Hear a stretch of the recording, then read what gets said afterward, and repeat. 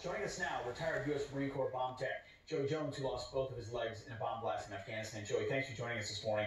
So it does feel like it comes down to Donald Trump says, I want to enforce the rule of law. I think that's important to me. It's important to Americans. Citizenship is important.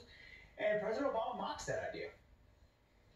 Well, you know, the problem with illegal immigration has much less to do with the people in Mexico or Honduras as it does our ability to establish laws and follow them and know who's coming in our country and why.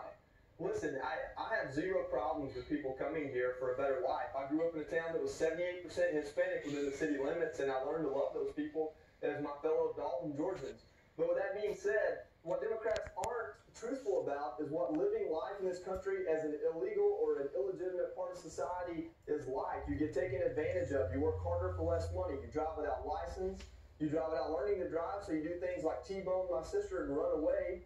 There are a lot of problems with living in the shadows, and simply opening the border or turning a blind eye because it makes certain people feel better doesn't address those problems. The one thing politicians across the board do is you got to think for a minute, why fix something if you get elected telling people it's broken? You have little incentive. President Trump is actually fixing some of those things, and it scares politicians to death. And it takes away stumping issues that you don't ever intend to fix to begin with. But Joey, if you're told that you're heartless, if you look at these images of migrants and you're not saying, welcome in, if you talk about a wall, if you talk about ending catch and release, if you talk about real amnesty, if you talk about criminals and threats to national security, you're heartless. Is it not, well, what about those American citizens that you alluded to, who play by the rules and now see other people coming in through the back door? Well, if you listen to President Obama's full comments, he talks about why are we concerned about that issue?